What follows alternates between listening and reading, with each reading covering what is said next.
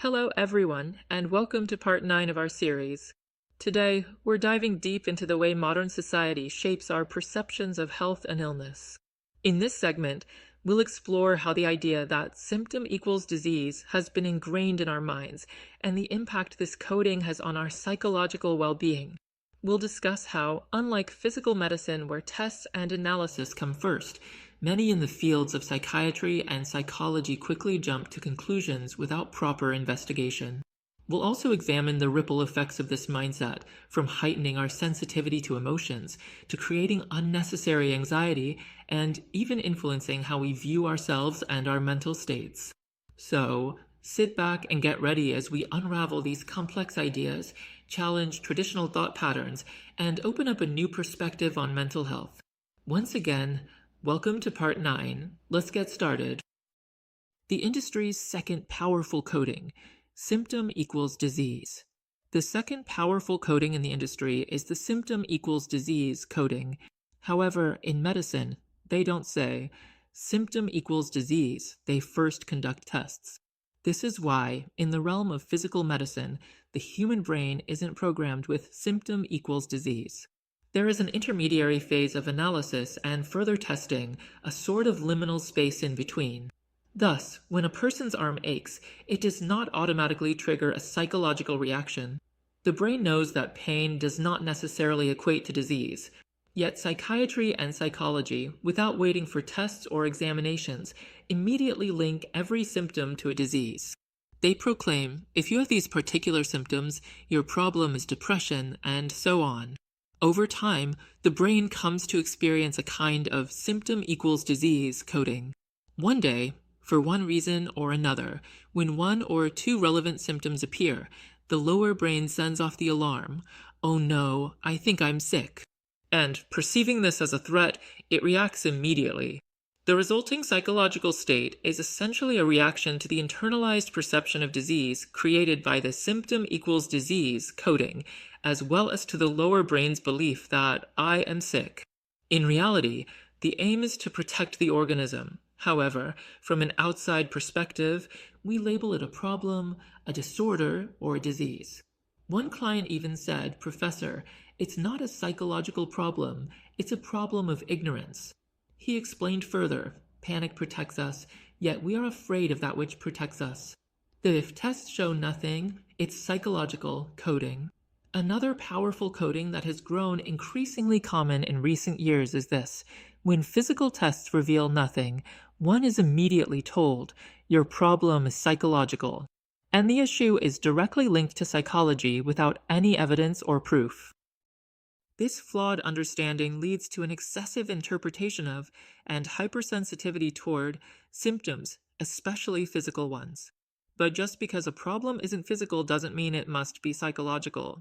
This error of attributing everything to psychology has magnified both the notion of psychology and the symptoms that form it, as they appear larger and more significant in our eyes. And if a psychological issue grows in our eyes, it expands in our soul as well. The "my psychology is messed up. I've lost my cool" coding. The coding of "my psychology is messed up" or "I've lost my cool" creates a powerful impression that our psychology can break down at any moment. Yet, psychology is not a brittle, easily broken structure. Chinese-made toys don't fall apart so easily either. Instead of saying, "my psychology is ruined," we should say, "my psychology has changed." No psychological state that develops due to a particular cause should be labeled a disorder. Just as we wouldn't call shivering in the cold an epileptic seizure or a headache from fatigue a disease, we shouldn't label these emotional reactions as pathological. Nonetheless, today we hear statements like depression exploded during the economic crisis, post-war stress surged, post-breakup anxiety disorder. Parents, in particular, frequently make this mistake. They interpret nearly every change in their children as their psychology has deteriorated. Remember, psychology is a reaction to an influence. Reaction does not equal deterioration. It isn't that our psychology is inherently flawed. It's our perception of psychology that is distorted. And it isn't that your psychology is the problem. It's your psychiatrist who is. The consequences of these codings. With all these and similar suggestions and codings, modern people's psychological tolerance has plummeted. No one wants to experience distress even for a couple of days. Consequently, they begin a frantic battle to get rid of it as quickly as possible. This senseless war means that we, with our own hands, perpetuate the process by delivering non-lethal blows. The underlying cause of all this is the deep-seated coding of disease. Because of these codings, our brain perceives a symptom as a disease and interprets that disease as a state near death. Essentially, psychology develops as a reaction to this underlying perception of disease and, even more deeply, to the threat of death. Disease immediately triggers a primal fear of death since, based on past learning, the brain knows that sick people often die. As you can see, the emerging psychological state is deeply connected to thoughts of disease and death.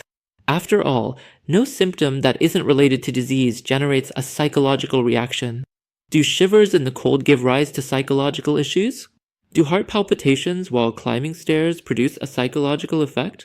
Weren't we once influenced by symptoms in a balanced way? If symptom equals disease, which brain could possibly remain indifferent, especially when its fundamental role is to protect us? Who would want to be ill? Who wouldn't want to be rid of it immediately? By labeling these states as depression, anxiety, etc., by clinicalizing and medicalizing emotions and imposing a 15-day rule, as in, mine lasted more than 15 days, so it must be a disease, the industry deceives people. And then there are dozens of other codings such as, oh, don't neglect your mental health. If you do, it will worsen, become acute or chronic, require hospitalization, don't miss your medication, anxiety is spreading.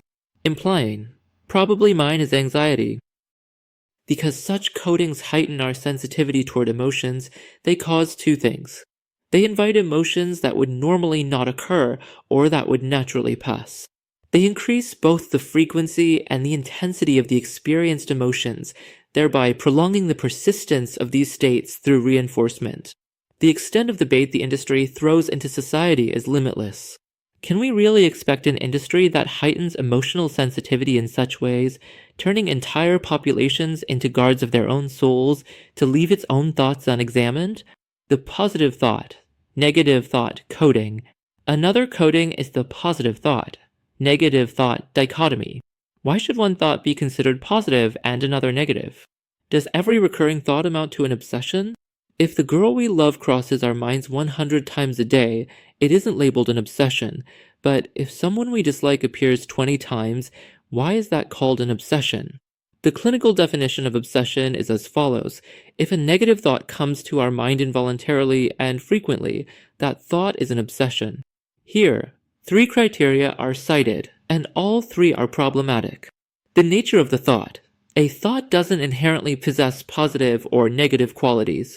Whether it is about nurturing life or about ending it, whether it intends to help or harm, at its core, it is just a thought. Involuntariness. Thoughts often enter our minds involuntarily anyway. Yet a coding is applied that goes, normally, a thought should come to your mind voluntarily. Look, yours came involuntarily, there's a problem. But if you want, you can prevent unwanted thoughts from coming. It's in your hands. This leads people to constantly battle with their own thoughts, as if we invite every thought willingly, and only in cases of obsession do thoughts appear involuntarily. I always say, our industry isn't even more advanced in questioning than the most traditional sects. Frequency.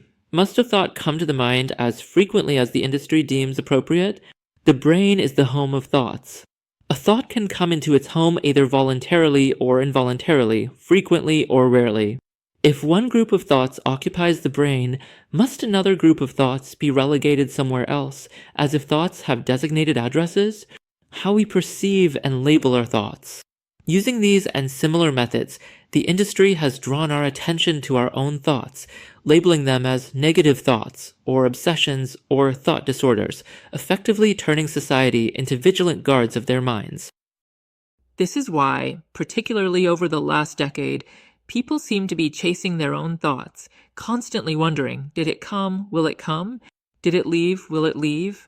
The real issue is not necessarily that these thoughts come and go, what we call an obsession or a thought disorder, but that we perceive them as negative, abnormal, or obsessive.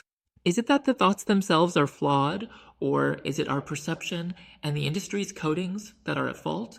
If the so-called diseased thoughts, which are claimed to be faulty or obsessive, truly affected us, why do those same thoughts sometimes not affect me or some others at all? Weren't these the thoughts that were supposed to have an effect? Is it the actual arrival of a guest in our home that matters, or is it our perception of that guest as a bad guest? The troubling ground and the codings that build it. Every psychological state emerges on a foundation, and some foundations are more conducive to producing psychological phenomena than others. The underlying conditions differ from person to person and from society to society. In our own society, you rarely see someone smiling on the street, but in Africa the situation can be quite different. There are factors that both construct and reinforce this foundation. This is why the types of problems and their prevalence can vary from one society to another. At the same time, a particular problem may be present in every society, but the reasons behind it can differ. For example, while someone in the East might end their life due to poverty, in the West a person might do so because of overwhelming abundance. Many of the psychological conditions that have been on the rise in recent years are closely related to the traditional codings of our society. I once mentioned that saying, "Son, don't be afraid," effectively codes the message. Fear is bad and dangerous, and teaches one to fear fear itself. On the other hand, an approach like, "Son, it's okay to be afraid," sometimes people are afraid. Fear is a very human emotion, gradually diminishes the perception of fear in both the eyes and the soul. Yet, in our society, the former understanding still predominates. Likewise, when we say things like, "My dear, don't be bored, look at all these blessings, go out on the balcony and get some fresh air," we are coding the idea that the feeling of boredom is bad. This increases sensitivity to that emotion and related emotions, and consequently amplifies our susceptibility to being affected. For instance, when the notion of insistence becomes cultural, every repetition starts to hit the brain like a hammer, first exhausting it, then wearing down the soul, and eventually predisposing us to problems. Another fundamental cause of most psychological issues is mental and emotional fatigue. This fatigue lowers our resistance and indirectly triggers the activation of existing codings. In essence, both illness and fatigue lead to similar outcomes. Illness can cause lethargy, a headache, or sweating, and so can fatigue. Yet nowadays, especially in our field, nearly every symptom and psychological state is immediately equated with disease. Ironically, problems are treated by addressing causes in an opposite manner. Whereas, for mental and emotional fatigue, the remedy isn't medication or therapy, it's to rest the mind and soul.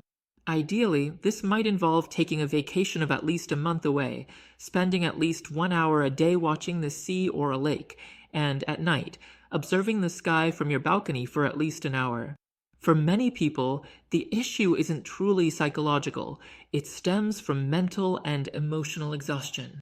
If the problem is fatigue-based, then the remedy is not endless medication and therapy. The more scientific the approach, right? Thank you for watching part 9 of our series. We hope you found today's discussion both informative and thought-provoking. As we've explored how the symptom equals disease, coding influences our perceptions and reactions, remember that understanding these mechanisms is a crucial step toward a healthier mindset. If you enjoyed this video, please give it a thumbs up, subscribe, and share your thoughts in the comments below. Stay curious, stay critical, and join us in our next installment as we continue to unravel the complexities of modern thought. Until then, take care and see you in the next part.